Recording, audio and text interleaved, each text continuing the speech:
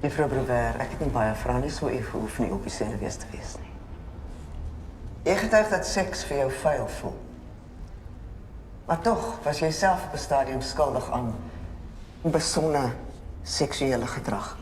Hoe verduidelik jy dit? As ek nou daaraan terugdink, dit het my 'n soort mag gegee wat mans. Dat ek hulle begeertes kon beheer, terwyl ek self by die huis magteloos was. Dus moes meneer De Tooy met sy lewe boet vir 'n situasie waarin jy self aandadig was. Beswaar edelagbare. Jy hoef nie te antwoord nie. Ek sal.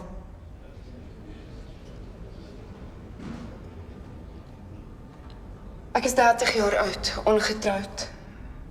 Ek was nog nooit in 'n verhouding nie, ek is kinderloos. Ekskuus.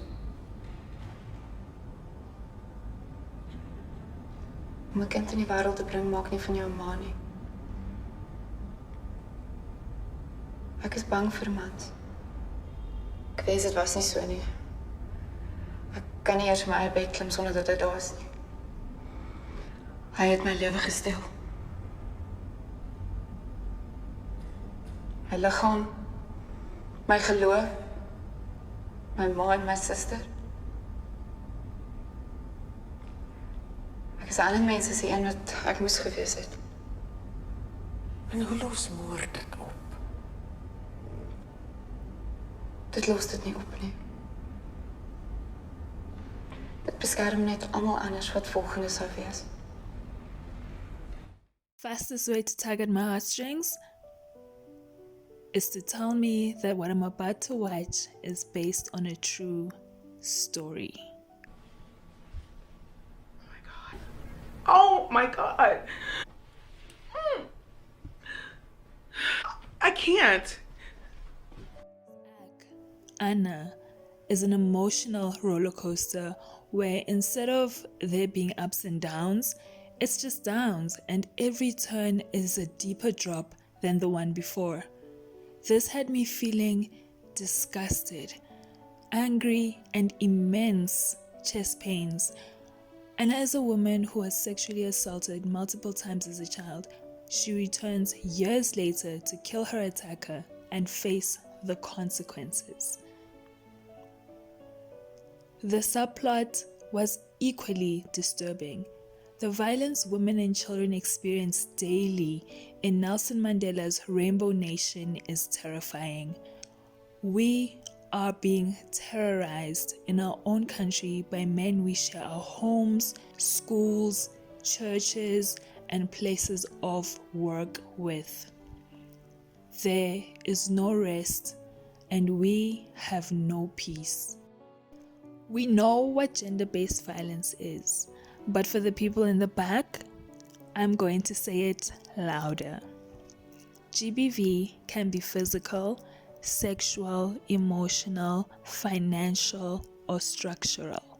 It can be perpetrated by intimate partners, acquaintances, strangers, and institutions.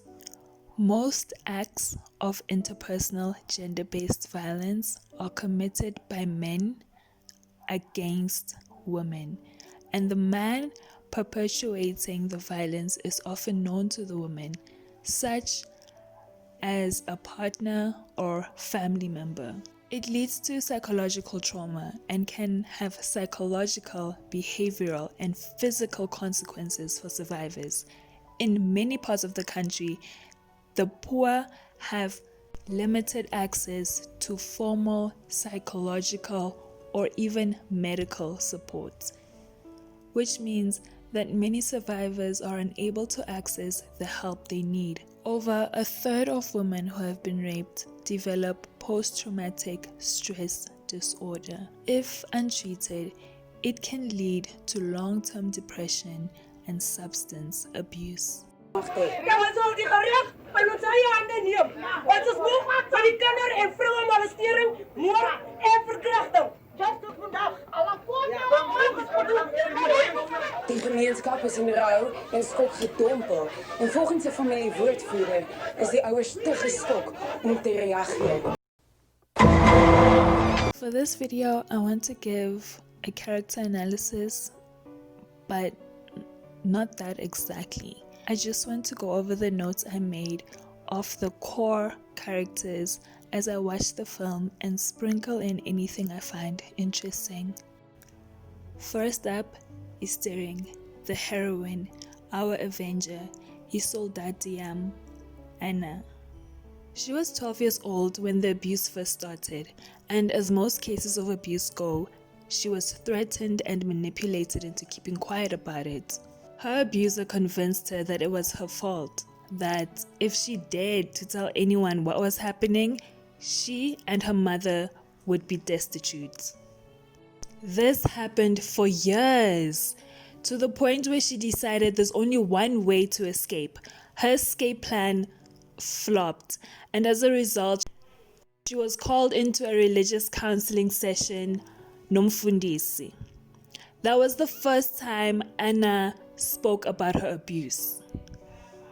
Waxelela umfundisi, she confided in him, a man of faith, took a risk and a leap of faith, and she told him what was happening in her life. And that man didn't believe her. He didn't believe her. The man of faith, Lamfundisi, said to her, he told a child that she needs to pray for her attacker. Tandaza, pray for him. I was livid.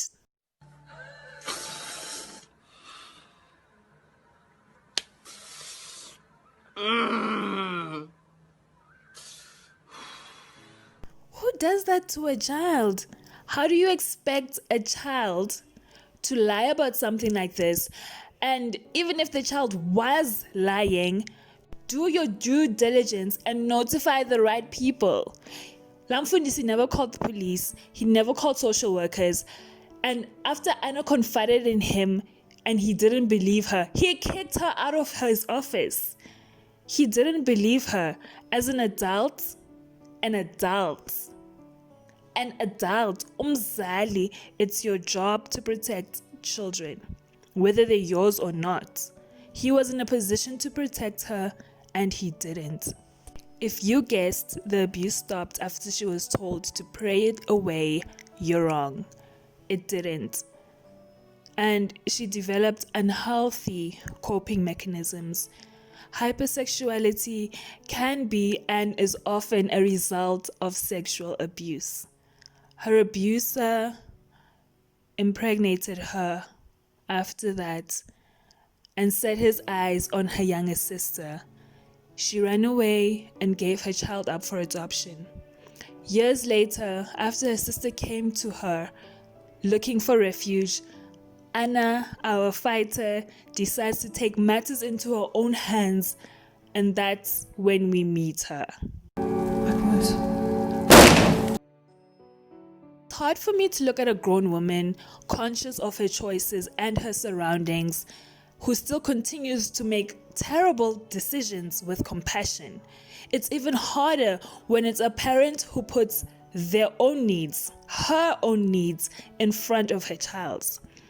You are your child's first, and they're everything.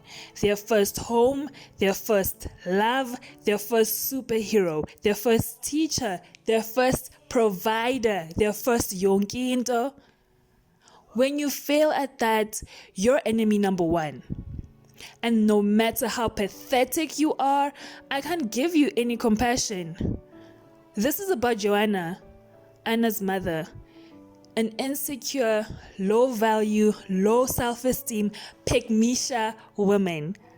A woman who has made it her life's purpose to eat the crumbs from a man's table, to beg for his scraps like a starving dog, to bend, to cower, and to hide her face in the ground.